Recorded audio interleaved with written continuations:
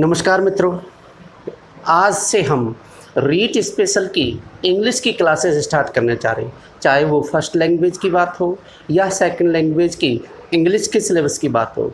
हालांकि ये जो आज हम जो क्लास लेने जा रहे हैं, रीट के अलावा ये फर्स्ट ग्रेड और सेकंड ग्रेड इंग्लिश सब्जेक्ट में आपके सिलेबस में इंक्लूड है। तो आज हम इंग्लिश के लिटरेचर पार्ट में सबसे पहले बात करेंगे फिगर ऑफ स्पीच की। फिगर ऑफ स्पीच की figure of speech figure of speech.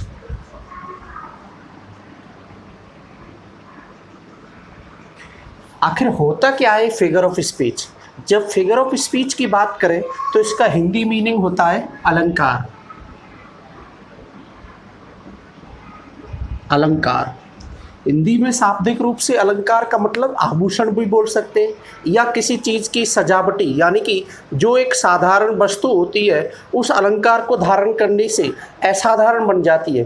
ठीक उसी प्रकार से ये लिटरेचर में, साहित्य में साधारण को असाधारण बनाने के लिए इनका प्रयोग किया जाता है। तो जब इसकी डेफिनेशन की बात करें तो figure of speech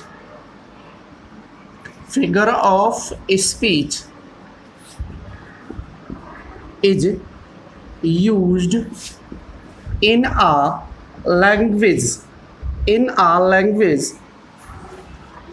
to produce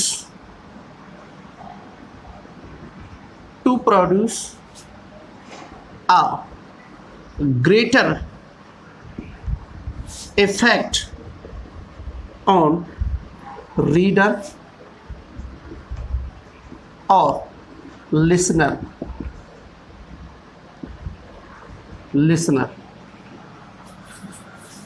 When we use it,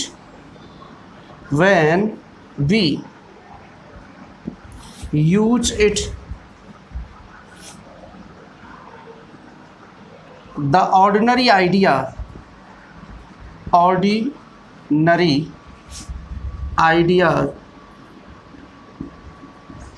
become an extraordinary,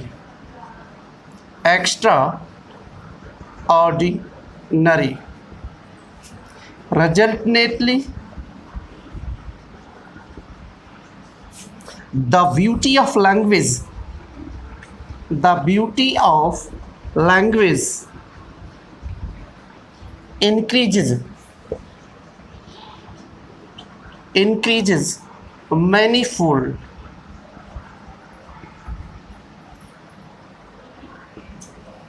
हम अगर बात करें फिगर ऑफ स्पीच की तो ये भाषा में प्रयोग किए जाते हैं टू प्रोड्यूस, उत्पन्न करने के लिए, ए ग्रेटर इफेक्ट, यानी कि रीडर पर और लिसनर पर, श्रोता और पाठक पर अधिक प्रभाव जमाने के लिए भाषा में इनका प्रयोग किया जाता है। When we use it, जब हम इसका प्रयोग करते हैं फिगर ऑफ स्पीच का, द ऑर्डिनरी आइडिया, ऑर्डिनरी माने साधारण विचार, तो ordinary idea become an extra ordinary, और जो साधारण विचार होते हैं वो कैसे हो जाते हैं?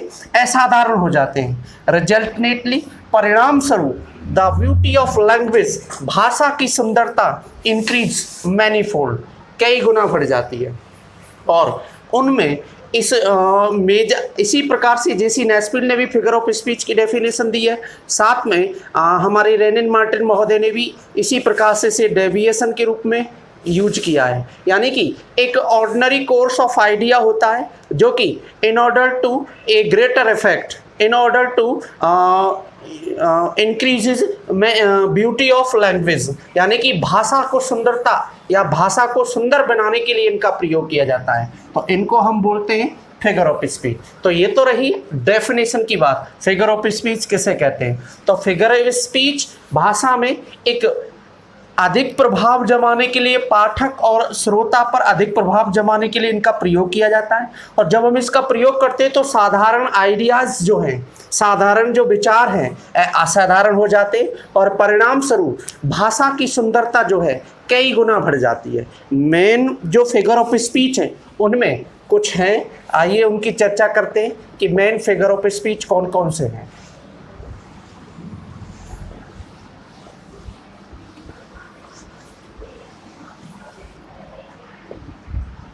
या हम ये कह सकते हैं major figure of speech. Major figure of speech में सबसे पहले बात करेंगे सिमिली। सिमिली के बाद मेटाफर। तो आज हम सिमिली और मेटाफर की चर्चा करेंगे। हालांकि फिगर ऑफ स्पीच में सिमिली आता है, मेटाफर आता है, अलिट्रेशन आता है, एंटीथेसिस आता है, एंटी क्लाइमेक्स आता है, क्लाइमेक्स आता है, हाइपरबोली आता है। इसी प्रकार से और भी तुम्हारे हैं जिसमें एक आता है अपोस्ट्रोफी। क्या आता है? अपोस्ट्रोफी। तो ऐसे कुछ फिगर ऑफ स्पीच है मेन जिनका हम यहाँ पर अध्ययन करेंगे। अब बात करेंगे सिमिली की। सिमिली की अगर हम बात करें तो हिंदी में सिमिली का जो मीनिंग है वो है उपमा। क्या है? उपमा। वहीं पर मेटाफर का मतलब होता है रूपक। क्या है? रूपक। अगर हम सिमिली की बात करें तो सिमिली की जब डेफिनेशन की बात आती है तो यहाँ पर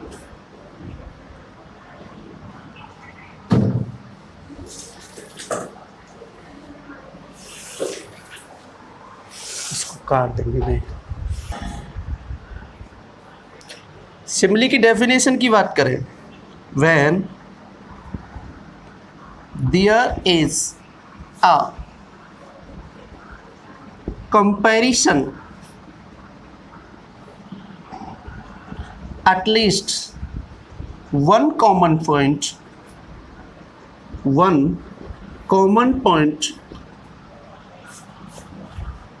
between two ऑब्जेक्ट या थिंग्स भी बोल सकते हैं, two things.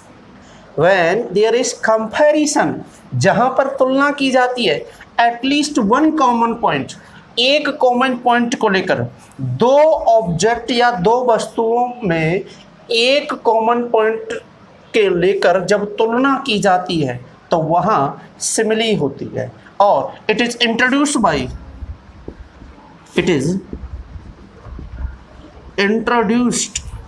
Bye such word. कुछ शब्दों के माध्यम से इसे इंट्रोड्यूस किया जाता है, जैसे एज, लाइक और सच। तो एज, सो एज या लाइक या सच। यहाँ पर सो एज भी बोल सकते हैं। तो सो एज या केवल एज या लाइक और सच, इन शब्दों के माध्यम से जब इसको इंट्रोड्यूस किया जाता है, यानी कि जब तुलना होती है तो इन शब्दों को हम एज ए कंजंक्शन के रूप में यूज करते हैं। और वहाँ पर समझ लेना कि वो it is introduce by such word as, so as, like and such. अरे सिंपल सी भाषा में कहूँ तो इंग्लिश के वाक्य में यदि कहीं भी एज, सो एज, लाइक या सच आ जाए तो पकड़ लेना वो सिमिली है। क्या है? सिमिली है। तो ये तुम ध्यान रखना। हाँ, एक चीज़ और ध्यान रखना, however A comparison of two things of same kind can not be simile. यानी कि अगर तुलना दो समान चीज़ों में की जाए तो वो सिमिली नहीं होगा। एटलीस्ट वन कॉमन पॉइंट होना चाहिए और डिफरेंट टाइप की टू थिंग्स होनी चाहिए, टू ऑब्जेक्ट होने चाहिए। तो ये ध्यान रखना, however A comparison of two things of same kind can not be simile. ये ध्यान रखना, दो वस्तुएं एक ही प्रकार की हैं और उनमें तुलना की जा रही है तो वहाँ पर सिमिली नहीं होगा। राम जैसा है, शेर जैसा लड़ता है, बटुआ जैसा दिखता है। अरे अगर आप ये कहे कि राम शेर जैसा लड़ता है तो राम और शेर अलग अलग वस्तुएं हो गई। बटुआ यानी कि इस प्रकार से दो थिंग्स तो हैं, दो ऑब्जेक्ट तो हैं, लेकिन यहाँ पर तुलना जो है दो ऑब्जेक्टों के डिफरेंट काइंड होनी चाहिए। सेम काइंड ऑफ थिंग्स नहीं होना चाहिए, सेम काइंड ऑफ ऑब्जेक्ट नहीं होना चाहिए। एक तो ये विशेष ध्यान रखना। अब बात करते हैं मेटाफर की। मेटाफर जहाँ पर दो वस्तुएं एक ही रूप में पेश की जाती है वो मेटाफर है। Two things are treated as one, यानी कि दो वस्तुएं, ये ध्यान रखना, टू थिंग्स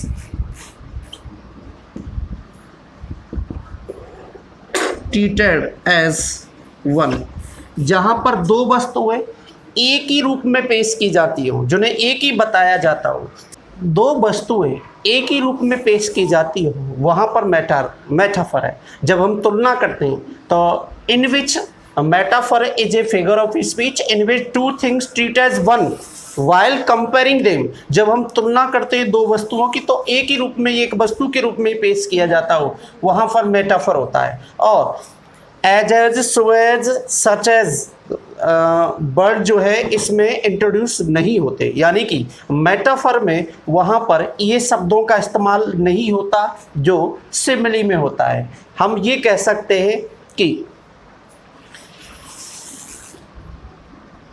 रोहन, जैसे इंग्लिश में रोहन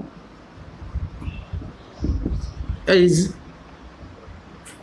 आ टाइगर, तो यहाँ पर दो अलग अलग वस्तुएं तो हैं और तुलना भी हो रही है, लेकिन यहाँ विशेष है कि एज सो एज नहीं है और दोनों ही वस्तुओं को एज ए वन थिंग्स के रूप में यूज किया जा रहा है। जो टाइगर वर्ड है वो किसके लिए आया है? रोहन के लिए। यहाँ पर कहा जा रहा है कि रोहन क्या है? टाइगर है। टाइगर जैसा नहीं है, जैसा जैसी आए शब्द तो वहाँ पर हम सिमिली का प्रयोग करेंगे, जबकि अगर सीधे ही किसी भी व्यक्ति को दूसरे रूप प्रदान कर दिया जाए, किसी भी वस्तु को, किसी भी पर्सन को एक रूप, एक अलग रूप प्रदान किया जाए तो वहाँ पर वो रूपक ही कहलाएगा। जैसे मैं अगर ये कह दूं रोहन लुक्स लाइक आ टाइगर, तो मित्रों यहाँ पर तुम्हें देखना है कि यहाँ रोहन और टाइगर अलग अलग है और इसमें तुलना भी हो रही है, लेकिन एक कॉमन पॉइंट है लुक्स, यानी कि उनका जो लुक्स है, यानी कि जो उनके चेहरे की बनावट है या उनमें एक सिमिलर पॉइंट है कि इस प्रकार से। आइए सिमिली और मेटाफर के कुछ एग्जाम्पलों को देखते हैं और पहचानते हैं कि कौन सा सिमिली में किस सेंटेंस में सिमिली का प्रयोग किया गया, किस में तुम्हारा मेटाफर का। आइए पहला सेंटेंस देखते हैं। Life is as tedious as twice told tale, तो यहाँ पर एक ऑब्जेक्ट तो ये है दो बार कही हुई कहानी, और एक है ऑब्जेक्ट लाइफ, तो यहाँ लाइफ और दो बार कही हुई कहानी के बीच में एक कॉमन पॉइंट है टेडियस। टेडियस माने बोर्डम, ठीक है ना, इतनी उबाऊ। तो यहाँ पर दो बार कही हुई कहानी जैसे उबाऊ है, बोझल है, ऐसे ही जीवन कैसा हो गया? बोझल। हालांकि अगर यहाँ पर सेंटेंस का मीनिंग भी नहीं पता चले तो यहाँ पर हमने कहा simile introduce by as so as such as like word से ये क्या है? इंट्रोड्यूस की जाती है। तो यहाँ पर इस सेंटेंस में जो प्रयोग हुआ है फिगर ऑफ स्पीच का वो कौन सा है? सिमिली। क्या है? सिमिली का प्रयोग किया, यानी कि यहाँ पर उपमा दी गई है। तो life is as tedious as twice tale told, यानी कि जीवन इतना बोझिल है जैसे दो बार कही हुई कहानी। अगला सेंटेंस देखो, सी इज एज ब्यूटीफुल एज रोज, तो यहाँ पर एक ऑब्जेक्ट हमारा रोज है और दूसरा ऑब्जेक्ट क्या है? सी, और इनमें कॉमन पॉइंट है सुंदरता को लेकर, यानी कि वो इतनी सुंदर है जैसे कि गुलाब का फूल। तो यहाँ इन दोनों ऑब्जेक्ट के मध्य जो कॉमन पॉइंट है वो है ब्यूटी, और ब्यूटी के ऊपर यहाँ पर कंपैरिजन किया है। मैंने कहा एज का प्रयोग आता है, सो एज का प्रयोग आता है, एज का प्रयोग आता है, लाइक का प्रयोग यूज किया जाता है यदि वाक्य में, तो वहाँ पर भी क्या है? सिमिली है। तो मित्रों इस वाक्य में भी किसका प्रयोग किया गया है? सिमिली का। यहाँ भी सिमिली का ही इस्तेमाल किया गया है। अब बात करें life is what A walking shadow, ये विलियम शेक्सपियर की नोवेल है और मैकबेथ से लिया गया है। पांचवें एक्ट के 5वें सीन का है, जब उसकी पत्नी मर जाती है कि जीवन है लेकिन चलती फिरती छाया। तो जीवन को क्या कहा गया है उसने? Walking shadow. वॉकिंग शैडो का मतलब है एक चलती हुई छाया। जीवन चलती हुई छाया की भांति है, यानी कि टेम्परेरी नहीं है, बिल्कुल बहुत ही शॉर्ट है, यानी शॉर्ट बताया है। जीवन एक चलती फिरती छाया है, पता नहीं कब छाया समाप्त हो जाए, कब कोई बीच में ऐसा ऑब्जेक्ट आ जाए छाया आपको दिखाई नहीं दे। तो यहाँ पर लाइफ की शॉर्टनेस को लेकर तुलना की गई है छाया को, यहाँ छाया से लाइफ को क्या बना दिया, सॉरी यहाँ पर लाइफ को क्या बना दिया, एक चलती फिरती छाया कहा है लाइफ को। तो लाइफ को ही चलती फिरती छाया कहा है, तो रूपक है यहाँ पे किसका यूज किया गया है, मेटाफर का। तो यहाँ पर इस सेंटेंस में मेटाफर का यूज किया गया है, किसका, मेटाफर का। अगला सेंटेंस देखो, यहाँ पर देखो, life is not a bed of roses. जीवन क्या है, एक गुलाब की सेज नहीं है, यानी कि जीवन, life is not a bed of roses, जीवन क्या नहीं है, एक बेड ऑफ रोजेस, यानी कि गुलाबों की सेज नहीं है जीवन, बल्कि कि life is not a bed of roses, जीवन क्या है, फूलों की सेज नहीं है, जीवन क्या है, फूलों की सेज नहीं है। तो यहाँ लाइफ को क्या बना दिया, बेड ऑफ रोजेज, यानी कि जीवन एक बेड ऑफ रोजेज नहीं है, तो as a bed of roses की बात कर रहा है। तो यहाँ पर भी किसका प्रयोग हुआ है, मेटाफर का। ये जो लाइन है विलियम शेक्सपियर की है, और ये उनका प्ले आता है life and the death of king John, और 5वें एक्ट के दूसरे सीन की ये लाइन है, life is not a bed of roses. अगला सेंटेंस देखो, शिवाजी वज the lion of the battle field. Shivaji को क्या कहा है, लॉयन, और लॉयन भी कहाँ का, बैटल फील्ड, यानी कि युद्ध के मैदान का शेर है। शिवाजी क्या है, युद्ध के मैदान का शेर है। तो यहाँ पर शिवाजी को लॉयन बना दिया। तो जहाँ पर ऑफ स्ट्रक्चर आ जाए तो स्वाभाविक है, या बट आ जाए तो संभवता है वो वहाँ पर मेटाफर ही होता है।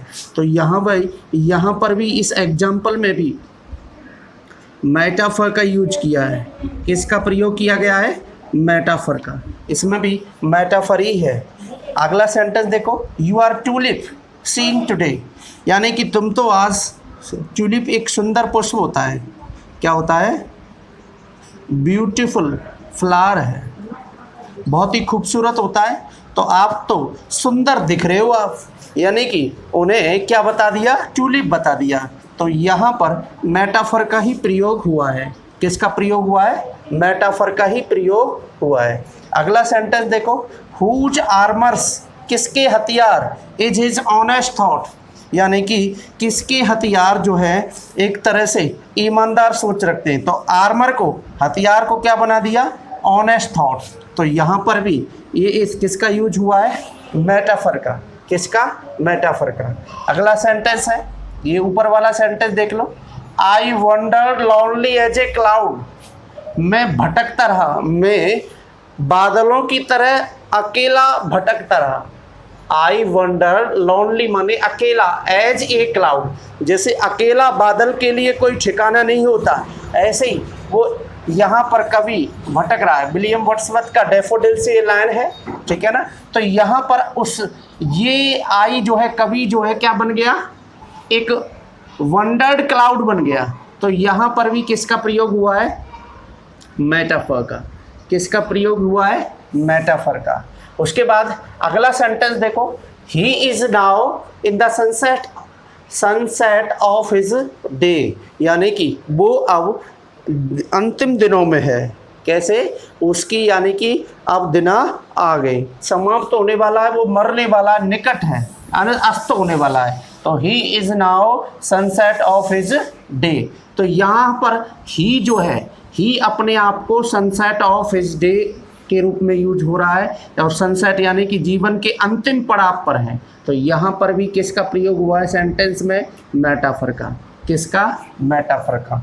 बहुत ही अच्छा एग्जाम्पल है ये, जीवन के वास्तविक मूल्य को, जीवन की वास्तविक वैल्यू को दर्शाता है, जीवन की वास्तविकता बताता है कि लाइफ, यहाँ पे दो ऑब्जेक्ट हैं, life is like a dream, जीवन क्या है, एक सपने की भांति है।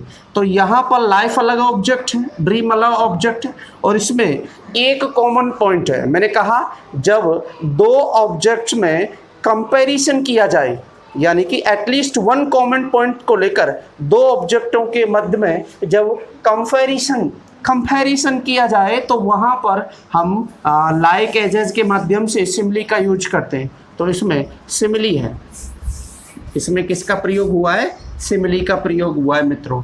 तो यहाँ पर लाइफ और ड्रीम का है टेम्परेरी है, यानी कि परमानेंट नहीं है। तो यहाँ जीवन की इनकी जो उम्र है उससे लिया गया है एक तरह से। जैसे सपना एक तरह से झूठा होता है, ऐसे ही जीवन भी एक मिथ्या है, यानी कि झूठी है, जिसे हम मोह मान सकते हैं, मोह मान सकते हैं। वैसे अगर हमारे स्पिरिचुअल एपिक्स की बात करें, चाहे वो रामायण हो या महाभारत हो, इस लाइफ के बारे में बहुत कुछ बताया है और आज की पीढ़ी को ये समझना आवश्यक है। युवा भारत है और यहाँ पर आपके बच्चों को, आप सबको ये जानना है कि जीवन का वास्तविक उद्देश्य क्या है।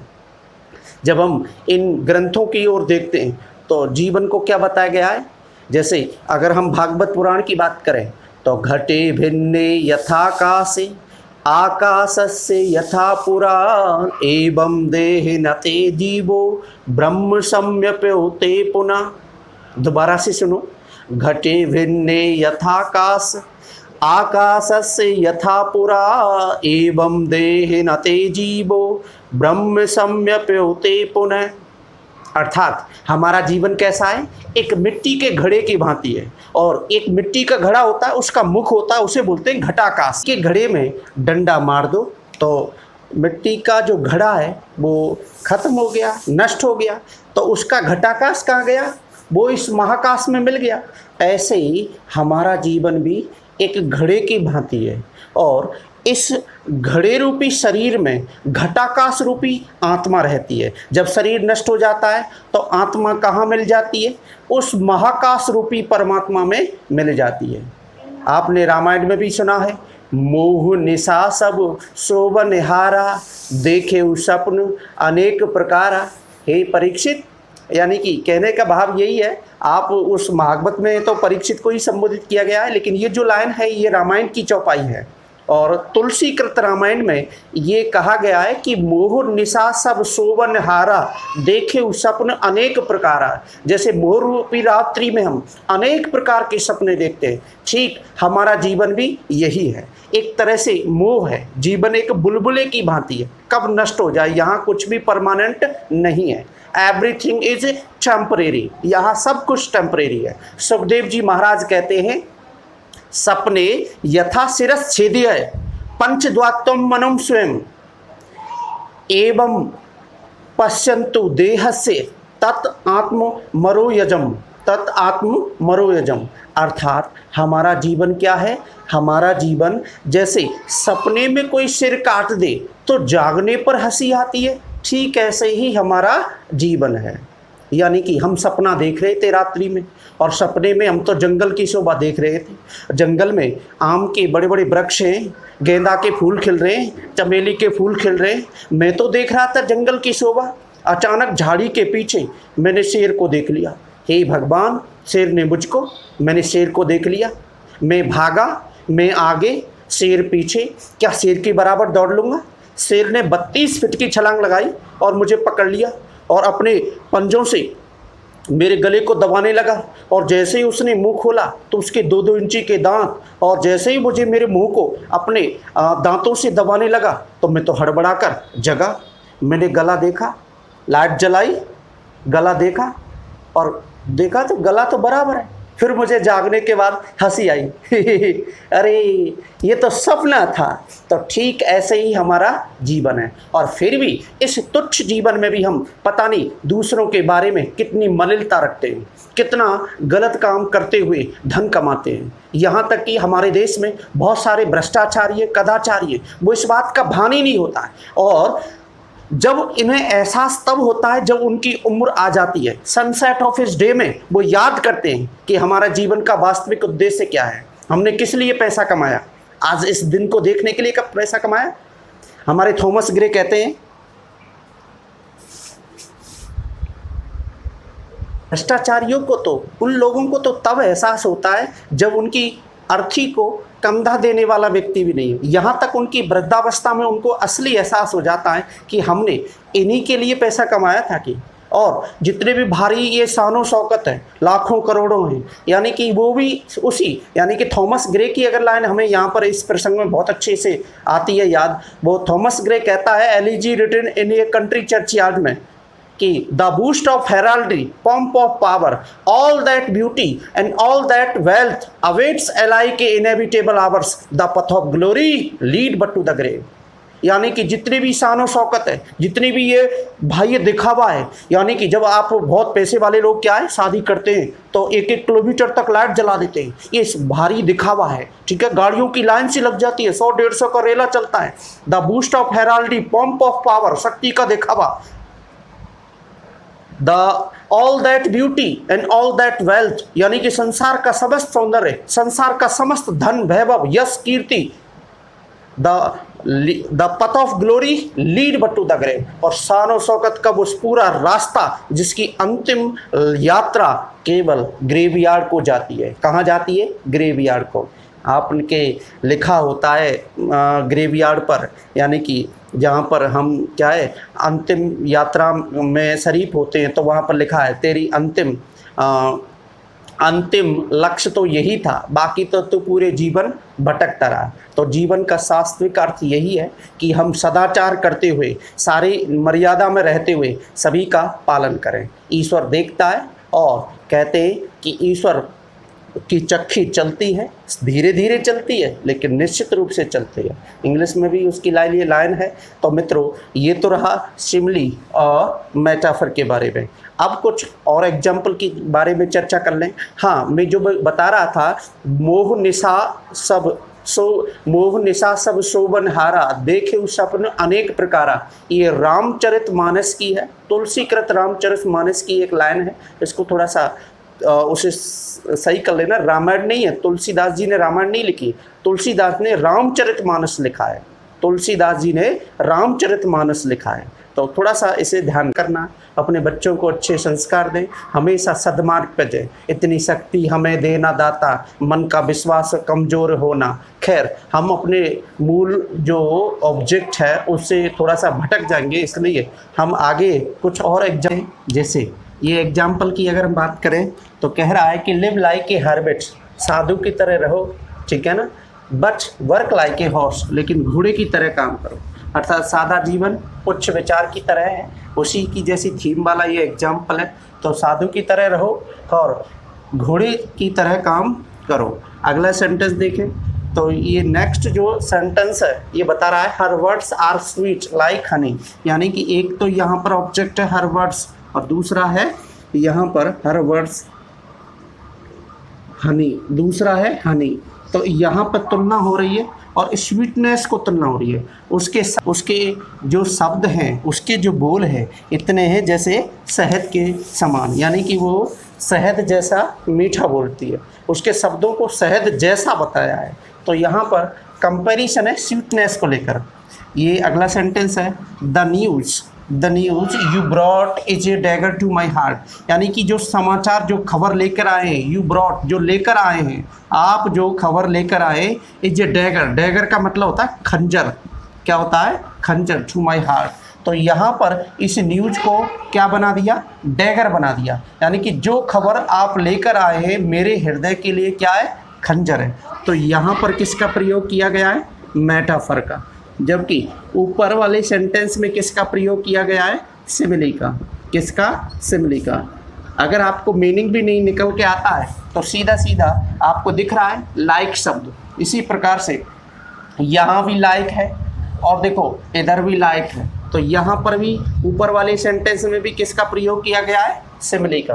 तो ऊपर दोनों सेंटेंसों में सिमिली का है, नीचे मेटाफर का है। अगला सेंटेंस है as shine the moon in clouded sky, जैसे बादलों से युक्त आसमान में चंद्रमा चमकता है, ऐसे ही उसकी सुंदरता जो है, उसकी जो सुंदरता है उसके बॉडी की, वो फटे पुअर अटायर यानी कि फटे हुए वस्त्रों से उसकी सुंदरता नज़र आती है। जिस प्रकार से यानी कि एक बादलों से युक्त तो आसमान में चांद की सुंदरता नज़र आती है, ऐसे ही उसकी सुंदरता उसके फटे हुए कपड़ों से नज़र आती है। तो देखो और सरल कर सकते हैं हम सिमिली को। सिमिली और मेटाफर इतने इजी है कि आप ज़्यादा दिमाग लगा ही नहीं सकते, लगाना ही नहीं है इसमें, ज़्यादा दिमाग लगाना का है। देखो सिमिली के मतलब ये देखो, सिमिली सिमिली हिंदी में गाने नहीं सुनते क्या? बॉलीवुड आपको बहुत कुछ सिखाता है। कोयल से तेरी बोली, आगे नहीं बताऊंगा, लेकिन कोयल सी तेरी बोली, बोली जो है कोयल सी है, लाइक है, जस्ट लाइक है, तो सिमिली है। बटुआ सा मुंह तेरा खाली जगह का मर, तो बटुआ सा मुंह, उसका मुंह जो है बटुआ सा है, बटुआ नहीं है, इसलिए वहां पर क्या है? सिमिली। और भी कुछ गाने हैं जैसे ये चांद सा रोशन चेहरा, जुल्फों का रंग सुनहरा, ये झील से नीली आंखें, राज है कोई गहरा। मतलब कहने का भाव है चांद सा रोशन चेहरा, यानी कि चेहरा चांद जैसा रोशन है, और ये झील सी नीली आंखें, यानी कि आंखों को झील नहीं बताया, झील जैसी नीली आंखें हैं, ठीक है ना। तो आपने और भी गाने सुने, ये चांद का टुकड़ा, बरन बैरन का मुखड़ा, ठीक है, खाली जगह पे लाली, तो इसमें भी सिमिली का ही प्रयोग किया है। बॉलीवुड के बहुत सारे गाने जिसमें सिमिली और मेटाफर जी भर के प्रयोग किया है। तो मित्रों मैं तो इतना, सिमिली और मेटाफर के बाद अब बात करते हैं हम पर्सोनिफिकेशन की। सिमिली और मेटाफर के बाद अब बात करते हैं तीसरे figure of speech, personification. Personification का शाब्दिक अर्थ है मानवीयकरण। मानवीयकरण का मतलब ऐसी किसी भी निर्जीव या भाववाचक थिंग्स को क्या बना दिया जाए? इंसान की तरह पेश किया जाए, मानव की तरह पेश किया जाए, इंसानों जैसे काम उससे करवाए जाए उस रचना में, तो वहाँ पर पर्सोनिफिकेशन है। हम बात कर रहे हैं इसी पर्सोनिफिकेशन की। तो लाइफलेस ऑब्जेक्ट और abstract ideas as spoken of a having life and mind, और we can say as a human being. अर्थात लाइफलेस का मतलब निर्जीव, ऑब्जेक्ट कोई ऐसा निर्जीव ऑब्जेक्ट हो, वस्तु हो, या भाववाचक विचार हो जिनको ऐसे पेश किया जाता हो, ऐसे रिप्रेजेंट किया जाता हो मानो कि उनकी कोई जीवन हो और उनका कोई माइंड हो, अर्थात एज ए ह्यूमन बीइंग की तरह पेश किया जाता हो। फॉर एग्जाम्पल, जैसे हम अगर बात करें कि मृत्यु आपका इंतज़ार कर रही है, तो इंतज़ार करना तो किसका काम है? इंसान का काम है। खाना पीना, हंसना गाना, नाचना पढ़ना पढ़ाना, खेलना कूदना, देखना दिखाना, ये सब काम इंसानों के होते हैं, लेकिन मृत्यु के काम नहीं है कि आपका इंतज़ार। अब यहाँ पर मृत्यु को आपने नहीं देखा कि कैसी एक एब्स्ट्रैक्ट आइडिया है हमारे लिए, और उस एब्स्ट्रैक्ट आइडिया को एज ए ह्यूमन बीइंग की तरह पेश किया जाता है। तो वहाँ उस डेथ वाले सेंटेंस में एज ए पर्सोनिफिकेशन है। जैसे ये कह रहा है कि डेथ, एग्जाम्पल में अगर हम बात करें तो ये सेंटेंस कह रहा है डेथ नोज हिज विक्टिम। मृत्यु क्या है? अपने शिकारी को जानती है। तो जानना किसका काम है? इंसान का। लेकिन यहाँ एब्स्ट्रैक्ट आइडिया जो है वो जानने की कोशिश कर रहा है। तो डेथ का यहाँ पर इस वर्ड का पर्सोनिफिकेशन किया जा रहा है, एज ए ह्यूमन बीइंग की तरह पेश किया जाता है। अगला सेंटेंस देखो, authority forgets a dying king. सत्ता मरे हुए राजा को भूल जाती है। भूलना और याद करना इंसान का काम है, किसी अथॉरिटी का काम नहीं है। इसीलिए इस सेंटेंस में अथॉरिटी का पर्सोनिफिकेशन किया जा रहा है। अगला सेंटेंस देखो, द मून वेल्ड, सॉरी यहाँ पर ऑन नहीं आएगा, the moon weld her face.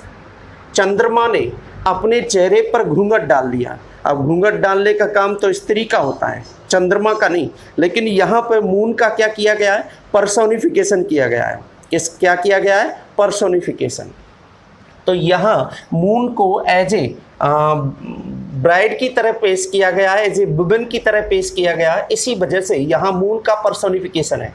ये कह रहा है next example, experience is the best teacher. Teacher एक पोस्ट है और ये इंसान के लिए है, लेकिन एक्सपीरियंस तो एब्स्ट्रैक्ट आइडिया है, हमने देखा ही नहीं।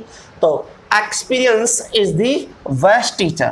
तो यहाँ पर एक्सपीरियंस का एक तरह से पर्सोनिफिकेशन किया गया है और एक्सपीरियंस को क्या बना दिया? एज ए टीचर की तरह बनाया गया है, यानी कि अनुभव सबसे अच्छा टीचर है। अगला सेंटेंस की बात करें, लव इज ब्लाइंड। प्यार कैसा होता है? अंधा। तो लव तो एक एब्स्ट्रैक्ट आइडिया है जिसे फील किया जाता है, ना तो किसी ने देखा। हाँ, कुछ कहते हैं सर हमने देखा, अरे वो जो उनका एक्शन देखा होगा, ये तो फील किया जाता है।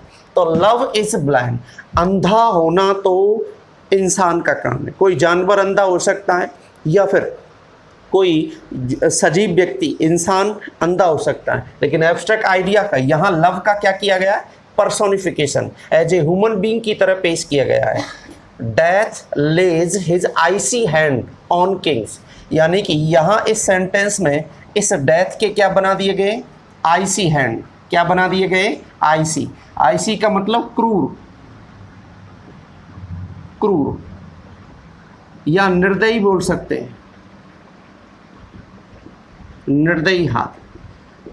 मृत्यु के क्रूर या निर्दयी हाथ तो राजा को भी नहीं छोड़ते। मृत्यु के कोई हाथ थोड़ी होते हैं, हाथ पैर माइंड ये सब इंसान के हैं। इसलिए यहाँ डेथ का क्या किया गया है, पर्सोनिफिकेशन किया गया है। तो इसमें डेथ को एज ए ह्यूमन बीइंग की तरह पेश किया गया है, इसलिए इस एग्जाम्पल में भी पर्सोनिफिकेशन है। अगला सेंटेंस है थॉमस ग्रे की elegy written in a country churchyard में, कहता है कि let not ambition mock dear useful toils, यानी कि महत्वाकांक्षा और उसके उपयोगी कार्यों का आप मजाक मन उड़ाओ। यानी कि थॉमस ग्रे में कहता है, बहुत ही एक फिलोसफिकल है, और उसमें कहता है कि जो छोटे और कमज़ोर वर्ग के कुछ लोग हैं समाज में हमारे में, वो छोटे काम करते हैं, जैसे सड़कों को झाड़ने का काम साफ करने का काम करते हैं, हमारी गंदगी को दूर हटाने का काम करते हैं। ऐसे व्यक्तियों के उस महत्वाकांक्षा वाले एम्बिशियस जो वर्ग हैं और उपयोगी वर्ग हैं, उनका आप मजाक मत उड़ाओ। तो यहाँ पर वो एम्बिशन और यूजफुल टॉयल का मजाक। अब बताओ, उपयोगी कार्यों का कोई मजाक उड़ता है? मजाक तो इंसान का उड़ता है। क्या?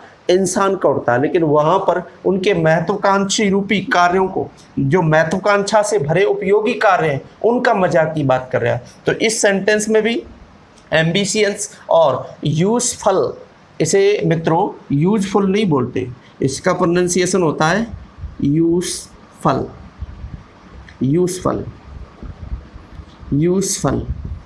हाँ, अगर ये शब्द ऐसे होता तो ये वर्ब के रूप में होती है, तब इसका प्रोनाउंसिएशन होता है यूज, और ये एडजेक्टिव या नाउन के रूप में होती है, तो यहाँ पर इसका फोनेटिक ट्रांसक्रिप्शन बनता है यूज। क्या होता है? यूज। ठीक है ना? तो थोड़ा सा देखना, ये एडजेक्टिव है तो इसे बोलेंगे यूजफुल टॉयल्स, यूजफुल टॉयल्स। उनके उपयोगी और महत्वाकांक्षा भरे कार्यों का आप मजाक मत उड़ाओ। अगला सेंटेंस देखें, टाइम एंड टायर्ड वेट फॉर नन, समय और ज्वार किसी का इंतजार नहीं कर। हालांकि दोनों को एक ही तरह से पेश किया गया है, समय और ज्वार को एक टाइम की तरह ही रिप्रेजेंट किया गया है। तो टाइम एंड टायर्ड वेट फॉर नन, समय किसी का इंतजार नहीं करता। अब समय इंतज़ार करना तो इंसान का काम है, लेकिन टाइम इंतज़ार नहीं करता। तो यहाँ टाइम के लिए एक तरह से ह्यूमन बीइंग बना दिया कि टाइम इंतज़ार कर रहा है। तो ये इस सेंटेंस में भी टाइम एंड टायर्स का क्या किया गया है? पर्सोनिफिकेशन।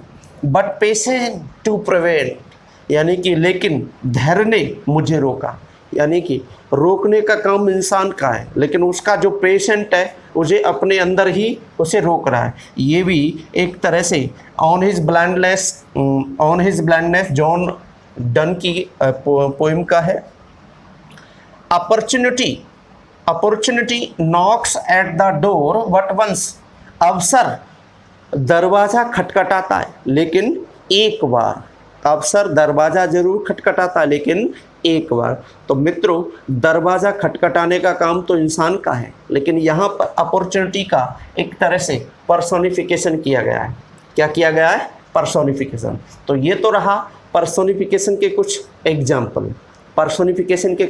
एग्जाम्पल। हम यूँ कह सकते हैं कि कुर्सी मेरा इंतज़ार कर रही है, कार मेरा इंतज़ार कर रही है। किसी भी एक तरह से लाइफलेस ऑब्जेक्ट को भी आप अगर ह्यूमन बीइंग की तरह पेश करें तो वहाँ पर भी उसके साथ हम पर्सोनिफिकेशन का यूज कर सकते हैं, या पर्सोनिफिकेशन यूज किया जाता है। तो ये तो रहा पर्सोनिफिकेशन। अब नेक्स्ट बात करेंगे हम हाइपरबोली की। तो आइए हाइपरबोली को देख लेते हैं जी। अब बात करते हैं हाइपरबली। हाइपरबली का मतलब हिंदी में शाब्दिक अर्थ होता है अतिशयोक्ति। क्या होता है? अतिशयोक्ति। हाइपरबली शाब्दिक रूप से अगर देखें आप थोड़ा सा देसी टाइप में, तो हाइपरबोली कुछ ज़्यादा ही बोली, कुछ ज़्यादा ही इंसान जब बोलने लग जाए तो वही क्या है? हाइपरबोली। हाइपरबोली की अगर हम डेफिनेशन की बात करें तो ये फिगर ऑफ स्पीच है in which a statement is made emphatic, यानी कि एक स्टेटमेंट होता है उसे एम्फेटिक बनाया जाता है, और by over statement, over statement के माध्यम से एक स्टेटमेंट को क्या बनाया जाता है? एम्फेटिक बनाया जाता है। द थिंग्स आर रिप्रेजेंटेड, इसमें जो वस्तुएं हैं ऐसे पेश की जाती है ग्रेटर, या तो ग्रेटर की जाती है या और, यानी कि जो वास्तव में है उससे या तो उनको ज़्यादा बताया जाता है या छोटी बताया जाता है, या तो बड़ी बताया जाता है या छोटी, बेटर अच्छी बताया जाता है या बुरी बताया जाता है। देन व्हाट दे एक्चुअली, जो भी वस्तुएं वास्तव में अपने आप में हैं उन वास्तविकता से या तो ज़्यादा या कम, या अच्छी या बुरी, जो भी है, तो ये है हाइपरबोली। तो ध्यान रखेंगे इस हाइपरबोली के बारे में कि एक ऐसा स्टेटमेंट होता है जिसमें ओवर स्टेटमेंट के माध्यम से उसे एम्फेसाइज करते हैं, और in which figure of speech things are represented as greater और स्मॉलर, बेटर और worse than what they actually, जो वास्तव में उनकी एक साइज है, शेप है, उनसे कुछ ज़्यादा बताया जाएगा या छोटा बताया जाएगा, अच्छा बताया जाएगा या बुरा बताया जाएगा। हमने तो पहले ही कहा था देसी अंदाज में हाइपरबोली का मतलब होता है कुछ ज़्यादा ही बोली, हाइपरबोली कुछ ज़्यादा ही बोली। तो जैसे कुछ एग्जाम्पल से आप इनको देख लीजिए। पहले एग्जाम्पल की बात करें, as many farewell as there be star in heaven, स्वर्ग में जितने तारे हैं इतने तारों के समान आपकी फेयरवेल करेंगे हम, यानी कि आपकी विदाई में आपकी इतनी अच्छे से विदाई करेंगे जितने कि स्वर्ग में तारे। अगला सेंटेंस की अगर हम बात करें, अगले सेंटेंस की अगर हम बात करें,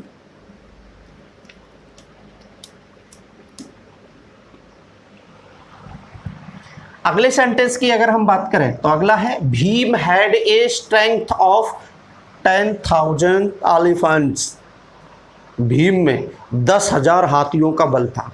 तो बताइए अतिशयोक्ति है कि नहीं? कुछ ज़्यादा ही नहीं बोला जा रहा, 10,000 हाथियों का बल था। हालांकि हमारे पुराण में ऐसा कहा गया है, लेकिन यहाँ पर ये इपिक्स में हाइपरबोली है। तो Bhim had a strength of 10,000 elephant.